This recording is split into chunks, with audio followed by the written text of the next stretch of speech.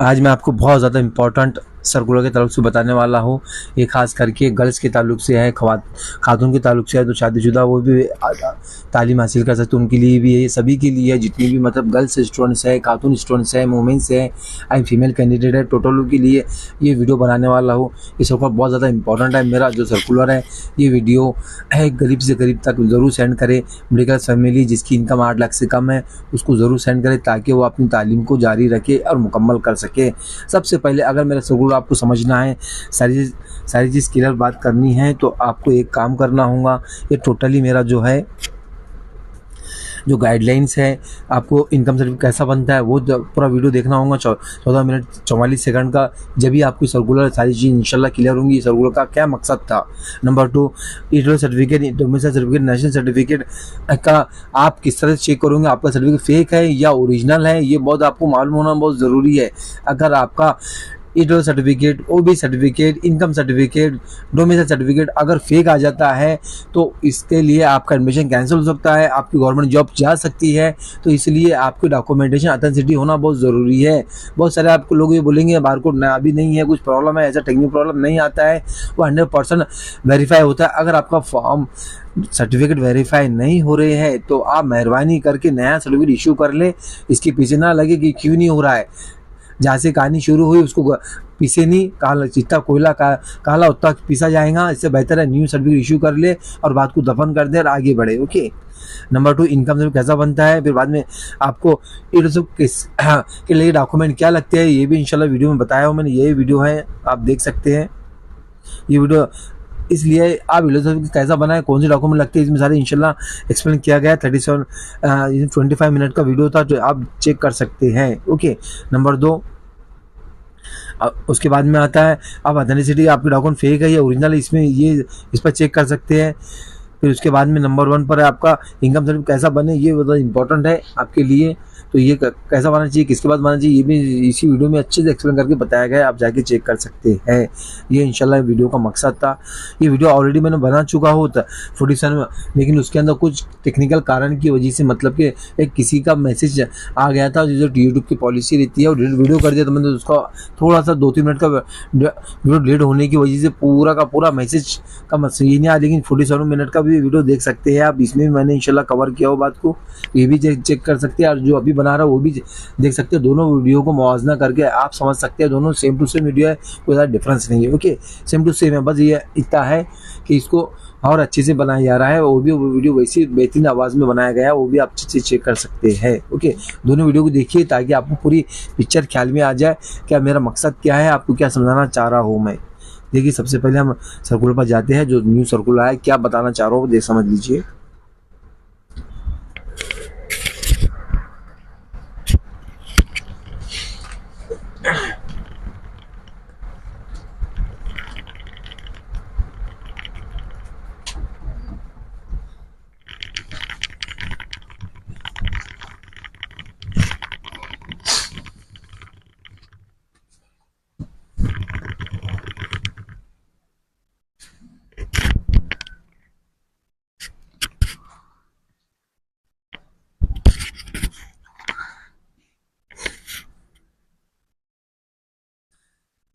ये सर्कुलर है, समझ लीजिए।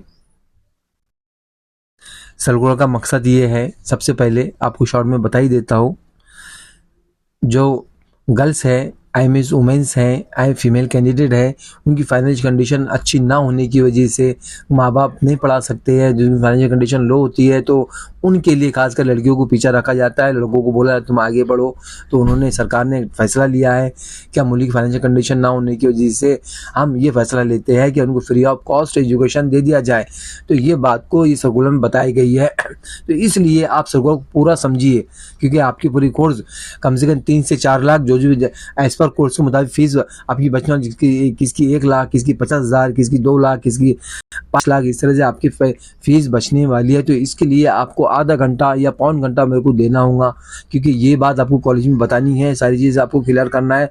अगर आपको सर्कुलर समझ में आएगा तो ही आप किसी से बात कर पाओगे, अदरवाइज कोई मतलब की बात नहीं है। तो इसलिए आपको कुछ पाने के लिए कुछ खोना होगा, आई मीन आपको टाइम देना होगा। टाइम देना का मतलब आप ही का फ़ायदा है इसमें, क्योंकि हम आपके लिए टाइम दे रहे हैं, तो आप भी हमारे लिए टाइम दीजिए। हमारा मकसद आप ही के लिए है कि आप तालीम हासिल करें। सबसे पहले सर्कुलर का जो एम्स है, एक बेसिक जो है इंट्रोडक्शन है, शॉर्ट में इन्होंने स्टार्ट में इस तरह से पढ़ा जाता है। समझ लीजिए इसमें क्या बात बोली गई, मैं एक एक बात एक एक पैराग्राफ समझा दूंगा आपको। मैंने अच्छे से बार बार मतलब को याद किया हो ताकि आपको क्लियर हो जाए। ये सर्कुलर यहाँ से यहाँ तक समझाऊंगा अभी, समझ लीजिए। ये बहुत इंपॉर्टेंट है।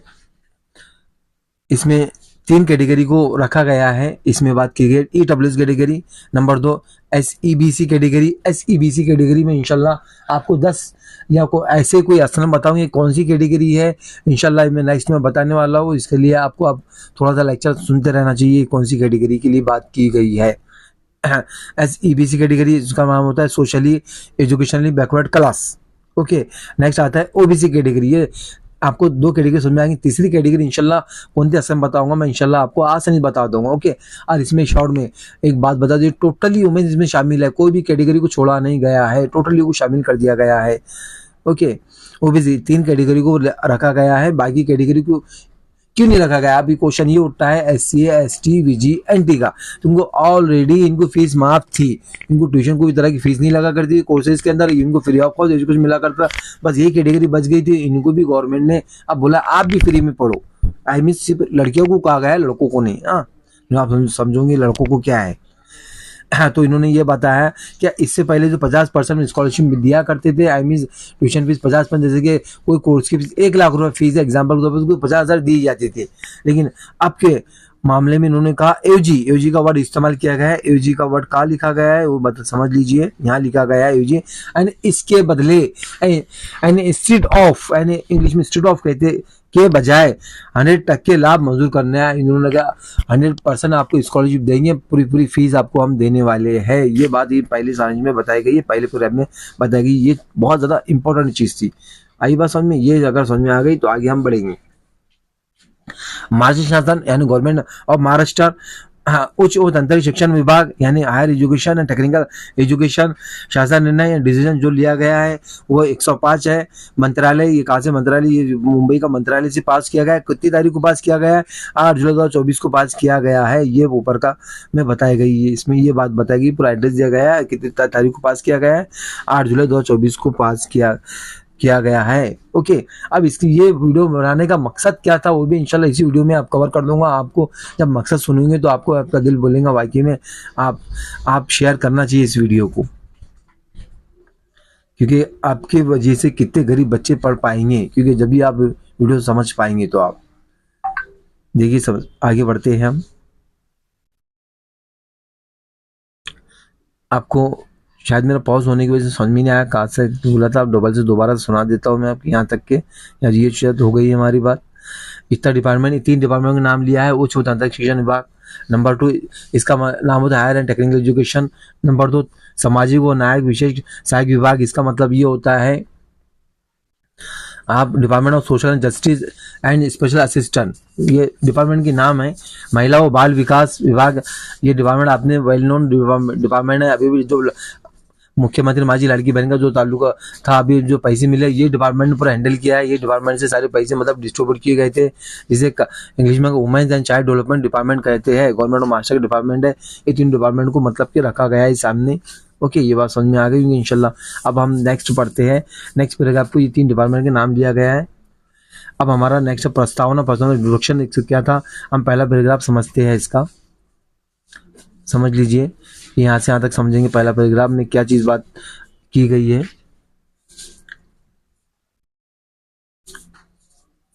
समझिए, उच्च व तंत्रिक शिक्षण विभाग, वैद्यकीय विभाग, मैं आपको इंग्लिश में फटाफट समझा देता हूँ टोटली। देखिए, सबसे पहले इन्होंने लिखा है मेडिकल एजुकेशन, उसके बाद में फार्मेसी एजुकेशन, उसके बाद में फार्मेसी एजुकेशन के बाद में कौन सा एजुकेशन का नाम लिया है इसने? कृषि एंड एग्रीकल्चर, फिर पशु संवर्धन, आई मीन डेयरी का जो कोर्सेज होता है उसके ताल्लुक से लिया है। फिर बाद में डेयरी डेवलपमेंट जैसे कि फिशरी, ये सारे डिपार्टमेंट का उसने नाम लिया है। ये डिपार्टमेंट को उन्होंने मतलब के स्पेशल बोला है। ये डिपार्टमेंट के नाम है। सबसे पहले इन्होंने नाम किसका लिया है? मेडिकल एजुकेशन, जो नीट का जो होता है, फॉर एग्जाम्पल नीट यूजी का नाम लिया है इन्होंने। नीट यूजी में अब क्या क्या कोर्स शामिल है देख लेंगे। अब नीट यूजी में देखिए MBBS, BDS, BHMS, BUMS और BMS के बाद में क्या आता है? BUMS या BHMS में जितने भी कोर्सेज है, और फिजियोथेरेपी है, फिजियोथेरेपी सारे कोर्सेज इसमें शामिल है। और इस बीएससी पैरामेडिकल में इंशाल्लाह शामिल कर दी जाएंगे, मैं उसका बता दूंगा मैं सारी चीज़ इंशाल्लाह।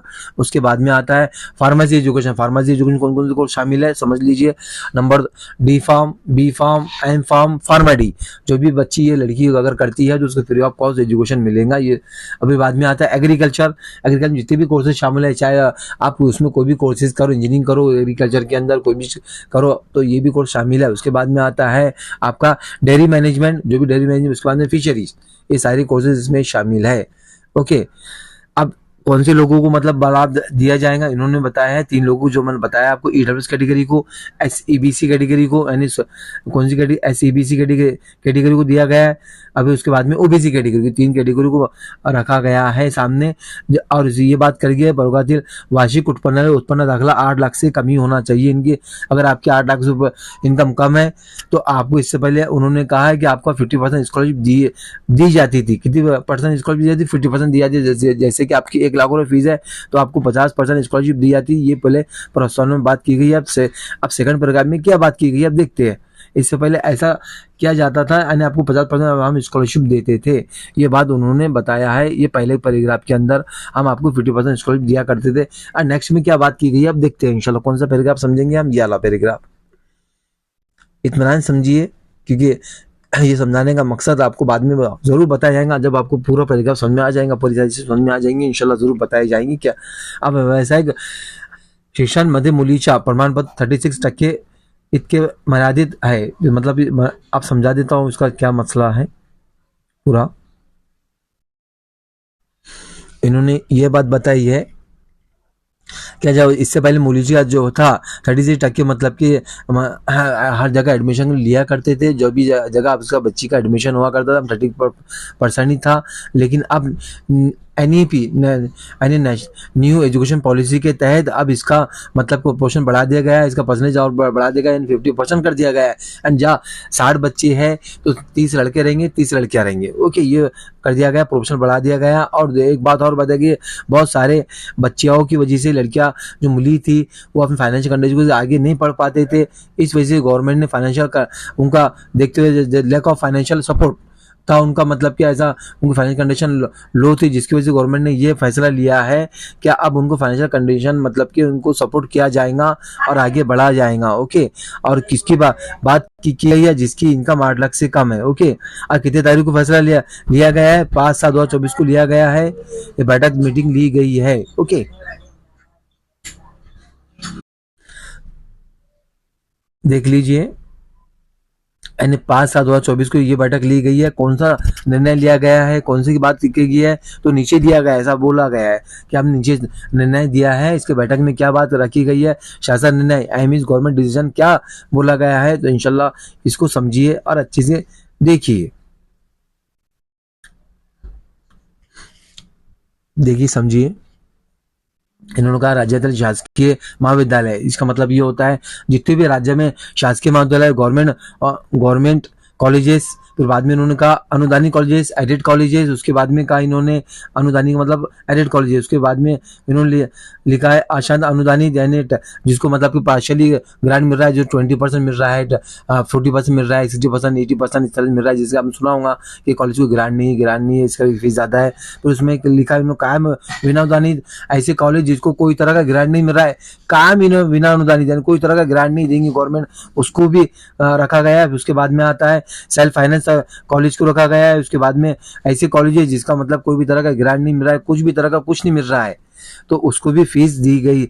उनको भी कॉलेज में अगर भी बच्चे एडमिशन लेते हैं, जैसे मतलब government college, unaided college, private college, self finance college, तमाम कॉलेजेस इसमें शामिल कर दिए गए हैं। जिसका सेल्फ फाइनेंस तो जितने भी कॉलेजेस है और यह यूनिवर्सिटी है, इसमें अगर लड़कियां एडमिशन लेते हैं तो इनको कोई भी तरह की फीस नहीं लगेगी। ये बात इसमें डिसीजन में बात रखी गई है। ओके, इसमें कोई भी ऐसा कॉलेज छोड़ा नहीं गया है जिससे आप सोच रहे हैं कि कॉलेज छोड़ दिया गया है, वो कॉलेज छोड़ नहीं, टोटली कॉलेज कवर कर दिया गया है, चाहे गवर्नमेंट हो या प्राइवेट हो। जो शॉर्ट में 2 कॉलेज के नाम हम यूज करते हैं, गवर्नमेंट या प्राइवेट कॉलेज, ये कोई भी कॉलेज को इसमें मतलब कि छोड़ा नहीं गया है, तमाम कॉलेज को मतलब कि इंक्लूडिंग किया गया है। लेकिन अब क्वेश्चन ये उठता है नेक्स्ट, क्या आप ऐसे बच्चों को किस कंडीशन में आपको स्कॉलरशिप मिलेंगी, आई मीन किस तरह आपको सहायता किस तरह से मिलेंगी, आपको फ्री में एजुकेशन कैसा मिलेगा, एंड कौन से चैनल से आप फ्री में एजुकेशन मिलेंगे उन्होंने बताया है।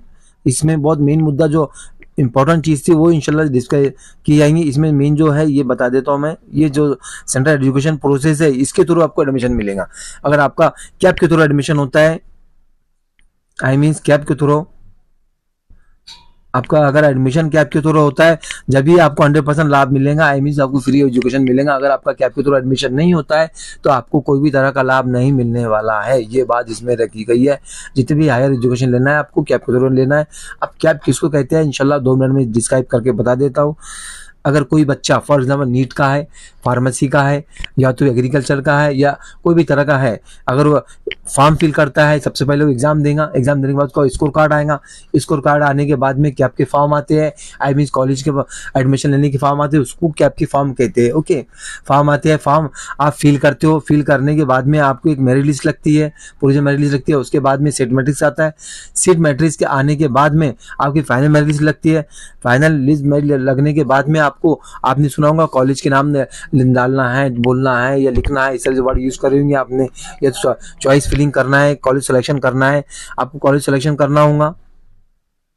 कॉलेज सिलेक्शन करने के बाद में आपने सुना होगा कि कौन से कॉलेज में हमारा नंबर लगा है, आपको अलॉटमेंट लेटर आता है।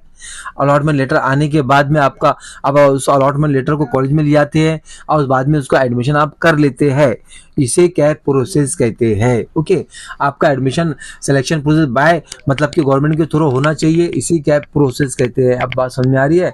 नंबर 1, आपने फॉर्म फिल किया था, वेबसाइट पे जाके गवर्नमेंट के महासीडी जो भी आपकी गवर्नमेंट की साइट है उस पर फॉर्म फिल किया था, फॉर्म फिल करने के बाद कॉलेज के नाम लिखा है, कॉलेज के नाम लिखने के बाद में आपको सिलेक्शन लेटर आया, एडमिशन अलॉटमेंट लेटर आया, अलॉटमेंट लेटर में जो भी कॉलेज में आपका एडमिशन हुआ है, जैसे भी आपने बेटरमेंट जो भी किया होगा, उसके बाद में जो आपने लास्ट में फैसला लिया ये कॉलेज में एडमिशन लेना है, कॉलेज में आपने एडमिशन ले लिया। एडमिशन लेने के बाद में आपने पूरा गवर्नमेंट के रूल अपनाए, उसके बाद में इस तरह से आपने टोटली काम कर लिया है, तो इसी कैप का प्रोसेस कहते हैं। इसे मतलब कि गवर्नमेंट के थ्रू आपने एडमिशन लिया है, ऐसी बच्चियों को इसका फ़ायदा उठाने वाला इसी कैप प्रोसेस कहते हैं। अगर इसके थ्रू आपको एडमिशन मिलता है तो आपको 100% इसका लाभ मिलने वाला है। ये बात समझ में आ गई होंगी इंशाल्लाह आपके। अब कैप प्रोसेस समझ में आ गई बात, कैप प्रोसेस कैसे कहते हैं। नेक्स्ट आता है अब ऐसे बच्चियां जिनका, इनमें एक बात है, आप ये भी चीज क्लियर समझ लीजिए।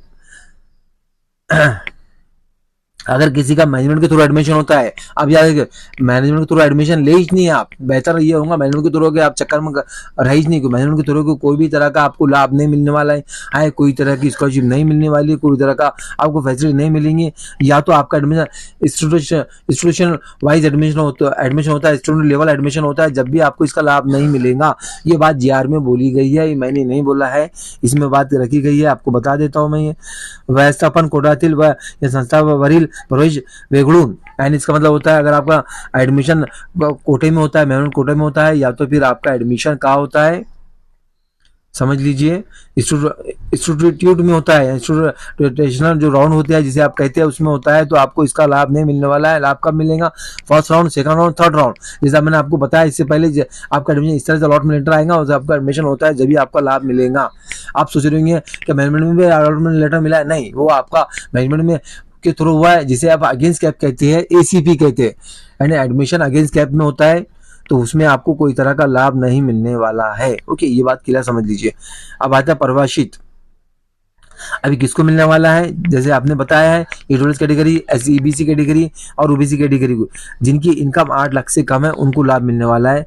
ओके, ये हमारा यहाँ तक पैराग्राफ हो चुका है, यहाँ तक अब हम समझ चुके हैं ऐसे बच्चियों को लाभ मिलने वाला है। अब नेक्स्ट पैराग्राफ में समझते हैं क्या है, आशा के समझते हैं बात क्या की गई है, समझ लीजिए। इन्होंने ये बात बताया है EWS category, SEBC category, OBC category को एक्चुअल में जो न्यू एडमिशन है उनको लाभ मिलने वाला है। और एक इंपॉर्टेंट बात, ऐसे एडमिशन जिसको जैसे पूर्वी पास जिसने एडमिशन लिया, जिसने फर्स्ट टाइम एडमिशन लिया, पिछले साल एडमिशन लिया और सेकंड एडमिशन लेने जाते, उन्हीं को भी लाभ मिलने वाला है। ये बहुत ज्यादा खुशखबरी की बात है आपके लिए। ये बात कहाँ लिखी गई है बता देता हूं मैं।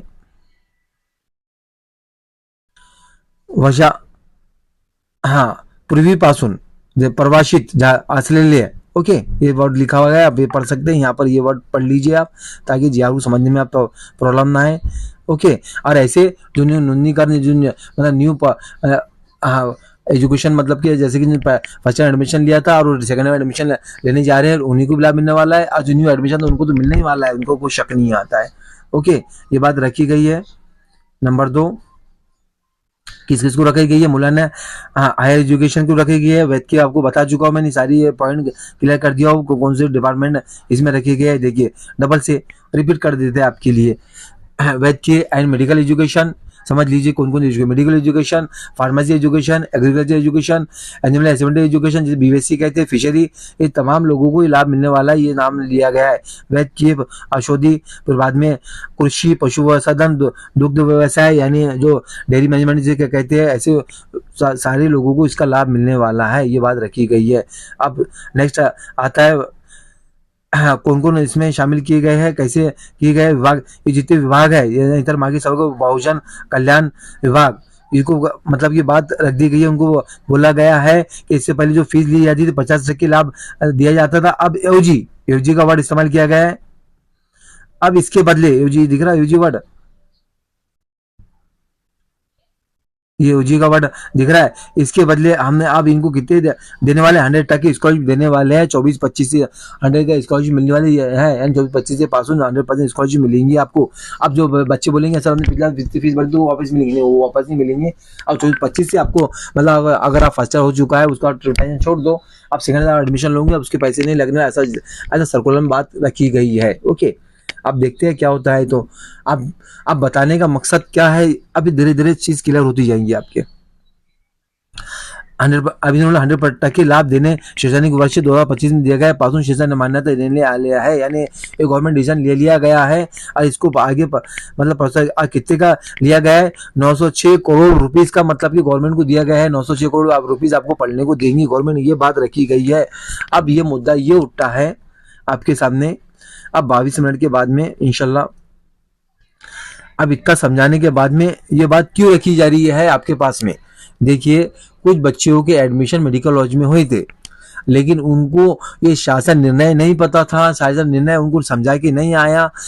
कॉलेज वालों का कहना है कि हमें कुछ तरह का शासन निर्णय नहीं आया, हमें कुछ नहीं मालूम, ऐसा उन्होंने बोला है, ये बात रखी गई है। या तो ये बात बोली गई है कि गवर्नमेंट ने हमको अभी कोई तरह का मतलब के पैसे नहीं दे रही है, लेकिन शासन निर्णय आ चुका है और वो बच्चों को एडमिशन मेडिकल कॉलेज में एडमिशन नहीं हो पाया, वो बच्चे बड़े परेशान थे, वो इस वजह से एडमिशन लिया था, शायद शासन निर्णय आ चुका है, गवर्नमेंट ने कुछ देना चाहिए, तो इस वजह से उन्होंने सोचा हिम्मत बढ़ा लिया था। लेकिन अब ये शासन निर्णय उन्होंने नहीं बता पाया या एक्सप्लेन नहीं करके आया उनको, वो बच्चों को एडमिशन फर्स्ट राउंड में नहीं हुआ, अभी बीएमएस बीएससी बीबीएस के फर्स्ट राउंड हुई तो उनको एडमिशन नहीं हो पाया, इस कारण की वजह से नहीं हुआ।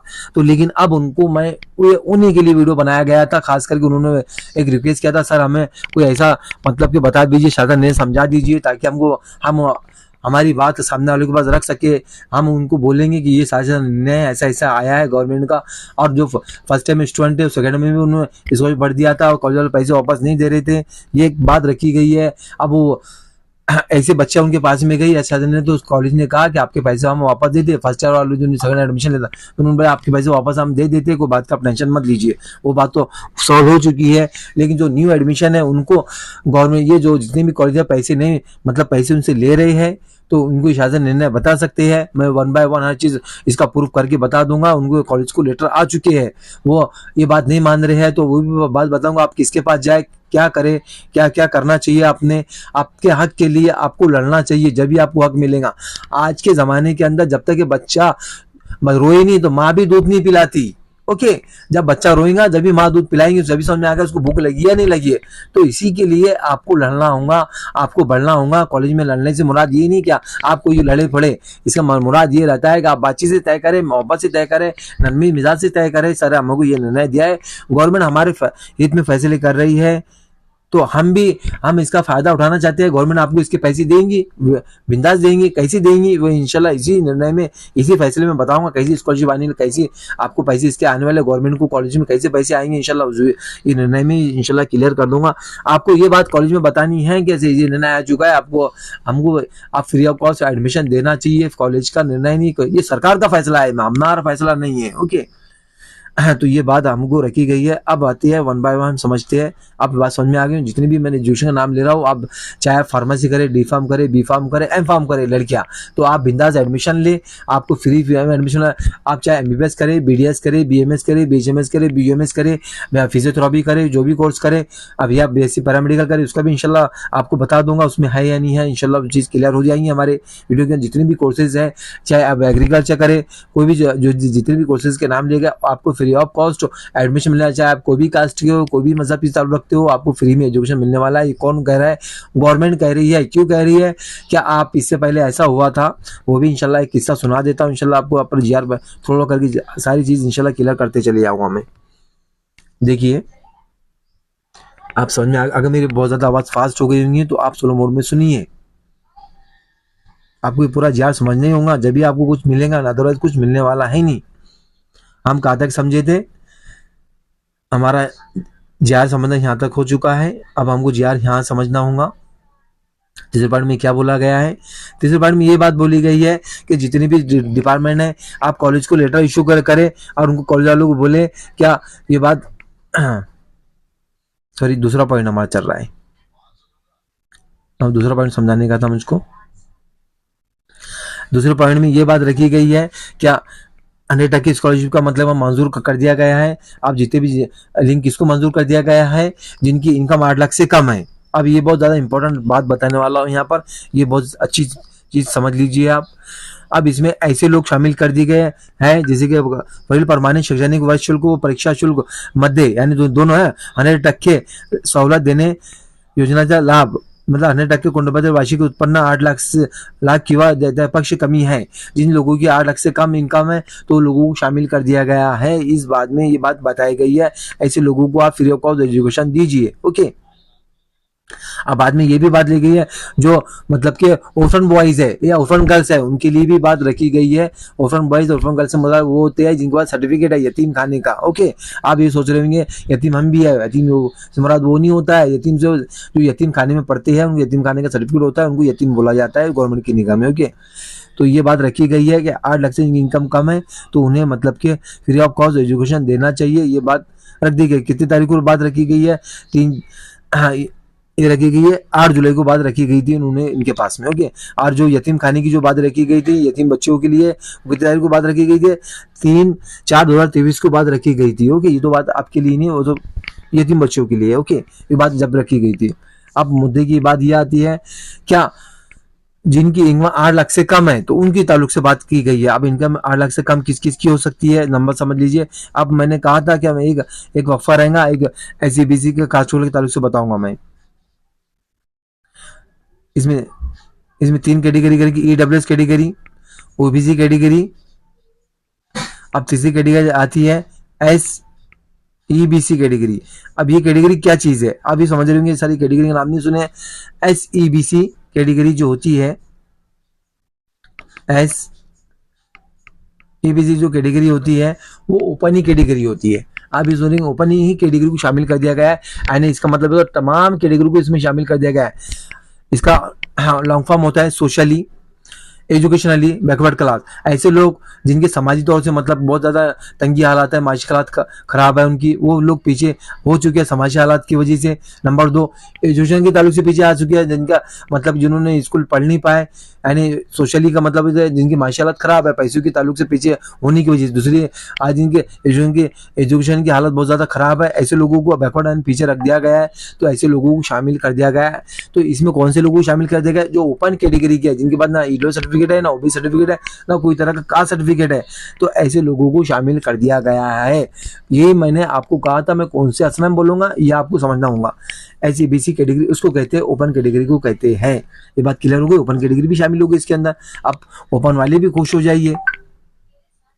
अब हमारा आता है दूसरा क्या तो दूसरे पॉइंट में ये बात रखी गई है, जितने भी डिपार्टमेंट है आप सारे कॉलेज को नोटिस इशू कर दीजिए। सारे कॉलेज जितने भी डिपार्टमेंट है अपने कॉलेज को मुंसलिक जितने भी डिपार्टमेंट है उनको आप नोटिस वगैरह पेश कर दीजिए और बोल दीजिए आगे अगर आपके कॉलेज में कोई बच्ची एडमिशन लेती है कैब के थ्रू तो उसे कोई भी तरह के पैसे नहीं लेना चाहिए। अगर आप पैसे लेते हैं तो आपकी कार्रवाई की जाएंगी। ये भी बात इसमें बोली गई है, शासन निर्णय में बात रखी गई है। बताऊंगा इंशाल्लाह मैं बात को।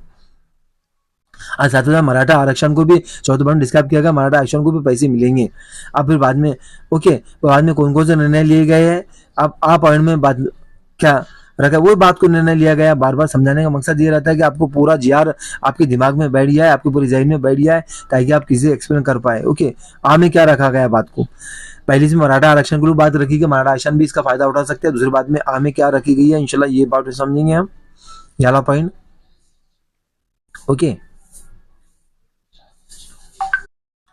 जो इंडिविजुअल कैटेगरी में आते हैं तो उनको कौन सा इन्होंने कहा है कि आपको स्कॉलरशिप का फॉर्म फिल करना होगा।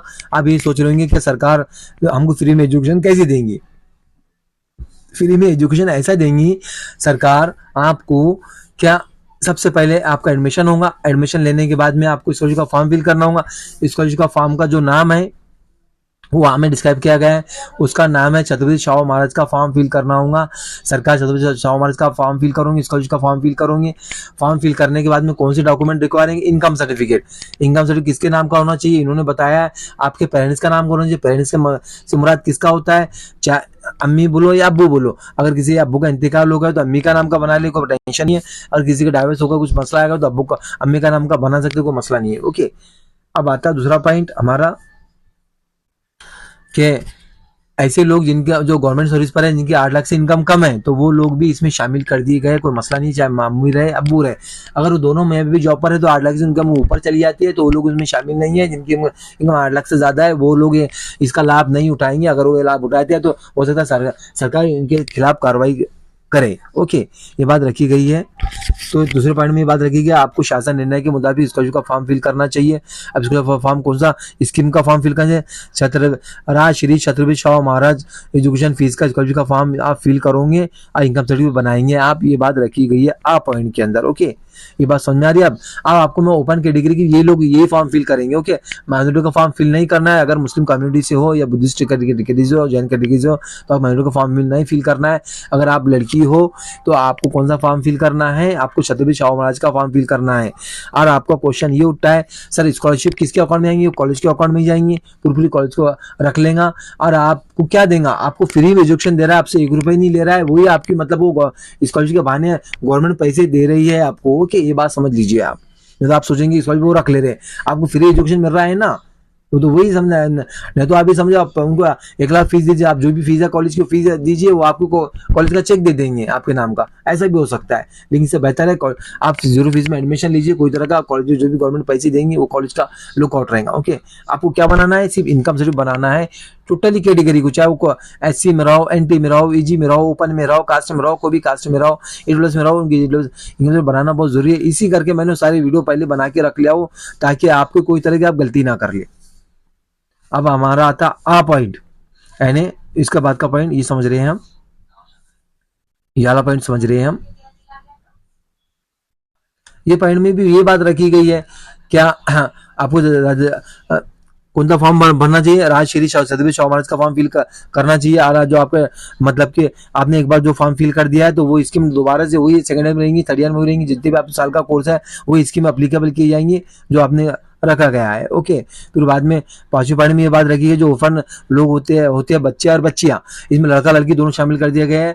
सिर्फ ऑर्फन की बात की, लड़कों को ऑर्फन और लोगों को शामिल किया गया है। आप लड़के बोलेंगे हमको भी शामिल नहीं, आप सिर्फ ऑर्फन आते जब शामिल किया जाएगा। ऑर्फन का मतलब ये होता है जिनका पास यतीम का सर्टिफिकेट है। तो आप बोलेंगे हमारा अब्बू का इंतकाल हो गया, अम्मी का इंतकाल हो गया, हम भी शामिल है। नहीं, ऐसे नहीं है। जो यतीम खाने पड़ते हैं उनकी बात की गई है।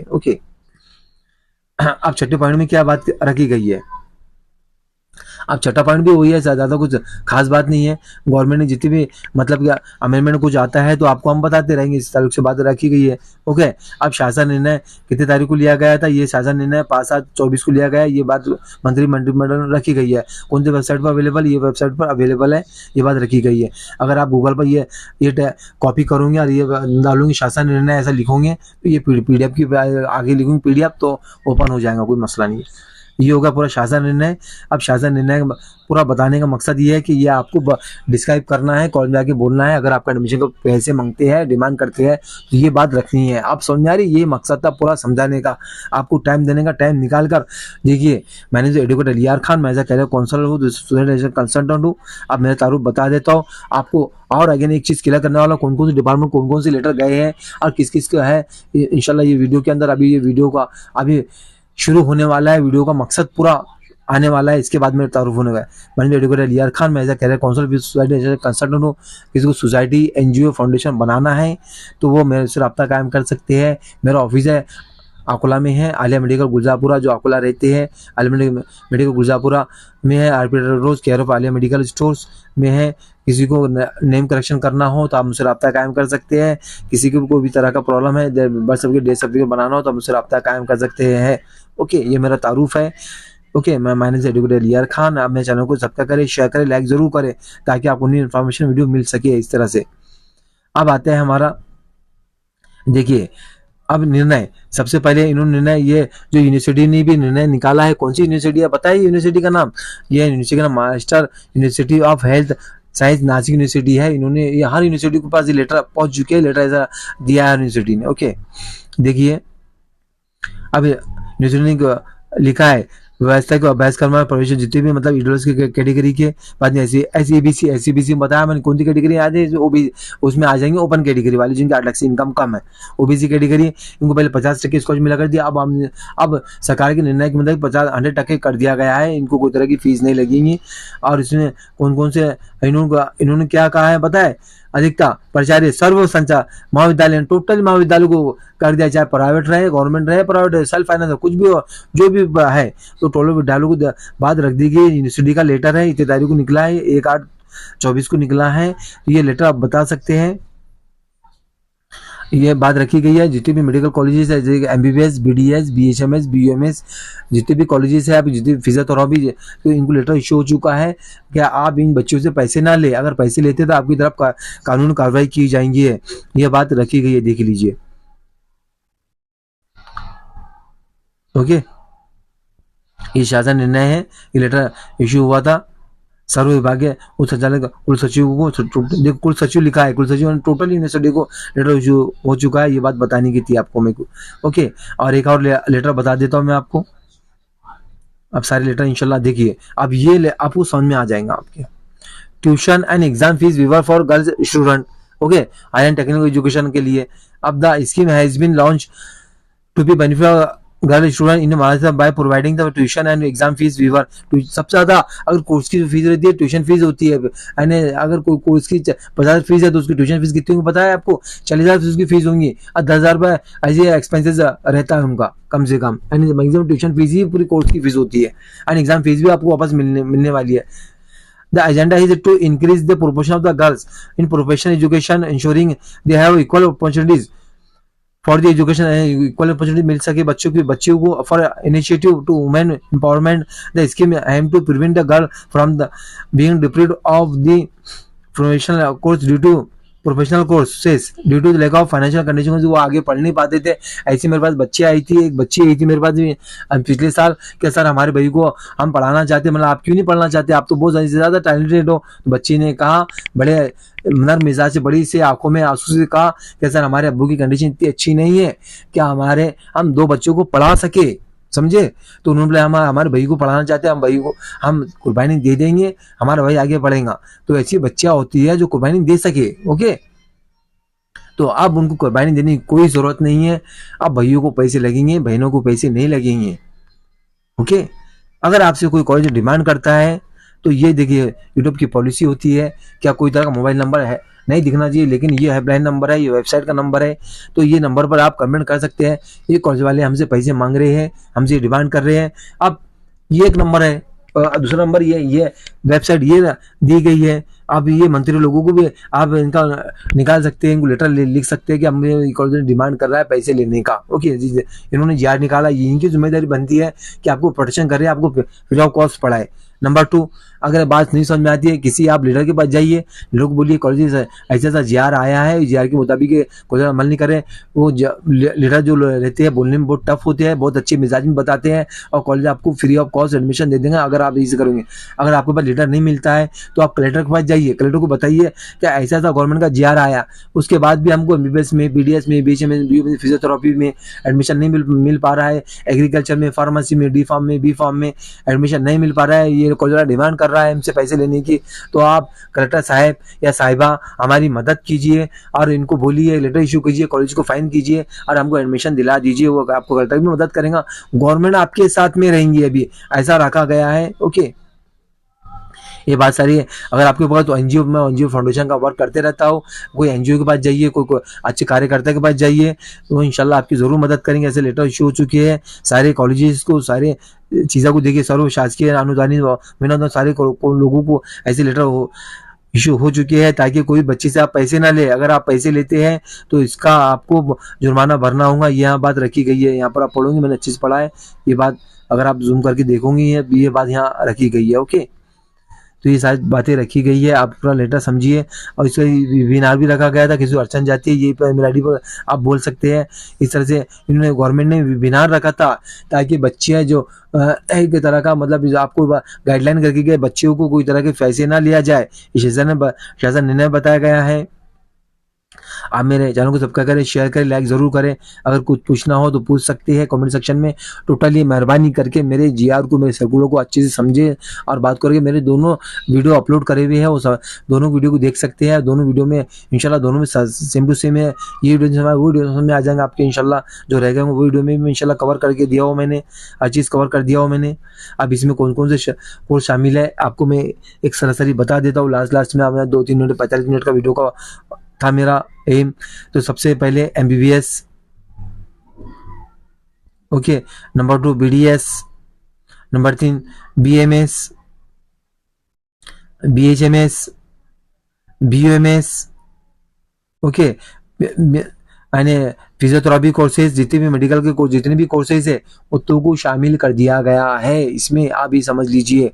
ओके, अभी समझिए जितने भी मेडिकल कोर्सेज है उनको शामिल कर दिया गया है इसके अंदर। नंबर 2 आता है एग्रीकल्चर कोर्सेज, एग्रीकल्चर जितने भी कोर्सेज है। नंबर 2 फार्मेसी के अंदर, फार्मेसी में कौन कौन से कोर्स शामिल है, D pharm, B pharm, M pharm और फार्मा डी। अगर कोई बच्चे का इसमें एडमिशन होता है तो उसको फ्री ऑफ कॉस्ट एजुकेशन मिलेगा, लेकिन शर्त क्या है कि आपके थ्रू एडमिशन होना चाहिए। Number dairy management courses, fishery courses, ये तमाम कोर्सेज शामिल कर दिए गए हैं।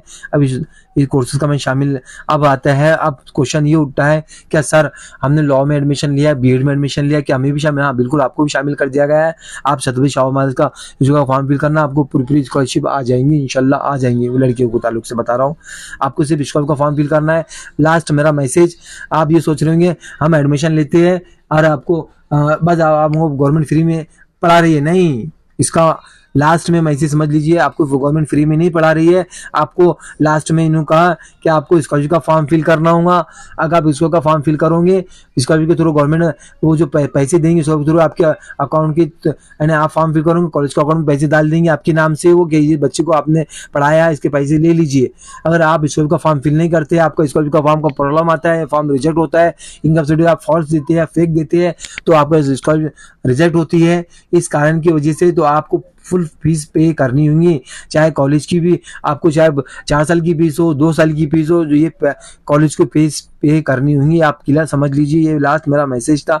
इस करके मेरे वो वीडियो आप इनकम सर्टिफिकेट देख लीजिए, जो फेक है ओरिजिनल वो देख लीजिए, ताकि आपको वो जीआर आपका ऐसा ना हो जाए कि आपका सर्टिफिकेट फेक हो, आपका इनकम सर्टिफिकेट फेक हो, आपका ओबीसी सर्टिफिकेट फेक हो।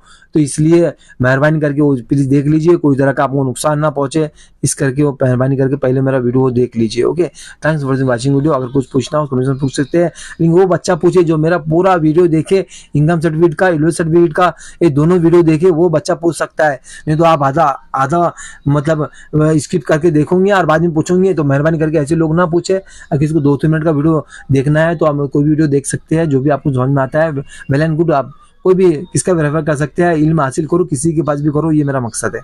Thanks for watching video. अगर मेरी आवाज़ फास्ट हो तो स्लो मोड में ज़रूर सुनिए, मेहरबानी करके।